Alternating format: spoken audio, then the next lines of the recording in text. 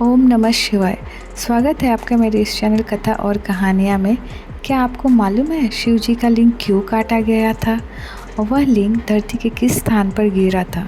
और क्या हम उस स्थान पर जहाँ लिंग गिरा वहाँ जाकर मन्नत मांगेंगे तो क्या वो मन्नत पूरा होगा? ये सारे प्रश्न का उत्तर मेरी इस कथा में मिल जाएगा, पर उसके लिए आपको मेरे कथा को अंत तक सुनना होगा। और अगर आप चैनल पर नए हैं तो चैनल को भी सब्सक्राइब करना होगा, तो प्लीज़ कर दीजिए। अब आइए कथा को शुरू करते हैं। शिव पुराण एवं लिंग पुराण में भगवान शिव के लिंग रूप की पूजा के विषय में उल्लेख मिलता है। इन पुराणों में यह बताया गया है कि एक श्राप के कारण भगवान शिव का लिंग कटकर धरती पर गिर गया। पौराणिक कथाओं में कहा गया है कि भगवान शिव जागेश्वर के निकट दंडेश्वर में तपस्या कर रहे थे। इसी बीच सप्तऋषियों की पत्नियां वहां पहुंची और शिव के दिगंबर रूप पर मोहित हो गई। सप्त ऋषि अपनी पत्नियों की खोज में वहां पहुंचे। उन्होंने पहचाने बिना ही नाराज होकर शिव जी को लिंग पतन का श्राप दे दिया। इससे ब्रह्मांड में उथल पुथल मच गई। बाद में देवताओं ने किसी भी तरह से शिव जी को मनाया और जागेश्वर में उनकी लिंग की स्थापना की गई। मान्यता है कि तभी से शिवलिंग की पूजा शुरू हुई। जागेश्वर धाम उत्तराखंड के अल्मोड़ा से 39 किलोमीटर दूर देवदार के घने जंगलों के बीच बसा हुआ है। इस धाम का प्राचीन काल से ही काफ़ी महत्व है। पुराणों में भी इस स्थान का वर्णन किया गया है।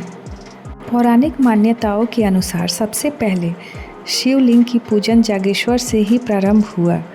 मानसरोवर की यात्रा पर निकलने वाले यात्री इस धाम की अर्चना करके आगे बढ़ते हैं।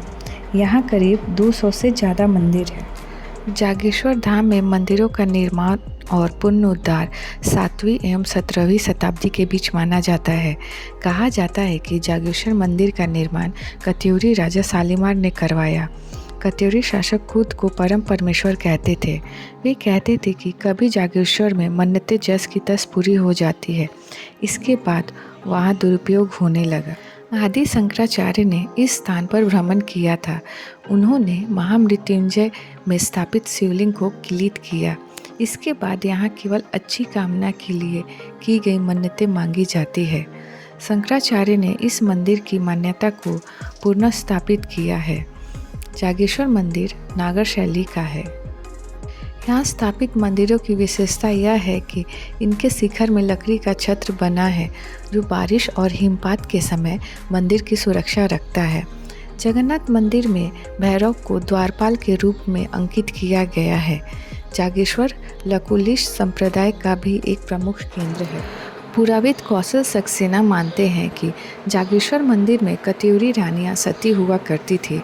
जागेश्वर का इतिहास चंद शासकों से जुड़ा हुआ है। चंद शासकों ने यहाँ की पूजा अर्चना की सुचारू व्यवस्था के लिए अपनी जागीर से 365 गांव जागेश्वर धाम को अर्पित किए थे। मंदिर में लगने वाले भोग आदि की सामग्री इन्हीं गांवों से आया करती थी। जागेश्वर मंदिर में राजा दीपचंद और पवन चंद्र की धातु निर्मित मूर्ति भी स्थापित हुई थी। जागेश्वर में सावन के महीने में श्रद्धालु बड़ी संख्या में आते हैं। यहाँ के मंदिर और इलाकों की मनोरमा सुंदरता को निहारते हैं। तो उम्मीद करती हूँ कि यह कथा और इससे जुड़े इतिहास आपको पसंद आई होगी। और हाँ, आप मेरे वीडियो को देख सुन तो लेते हैं, लेकिन उसे लाइक एंड सब्सक्राइब करना भूल जाते हैं। प्लीज़ ऐसा मत कीजिए। जल्दी से like, share and subscribe my channel. तो फिर मिलते हैं एक नई कथा और कहानी के साथ। तब तक हर हर महादेव। और क्या आपने जागेश्वर धाम की यात्रा की है? हाँ या ना? Comment below. Thank you. Take care.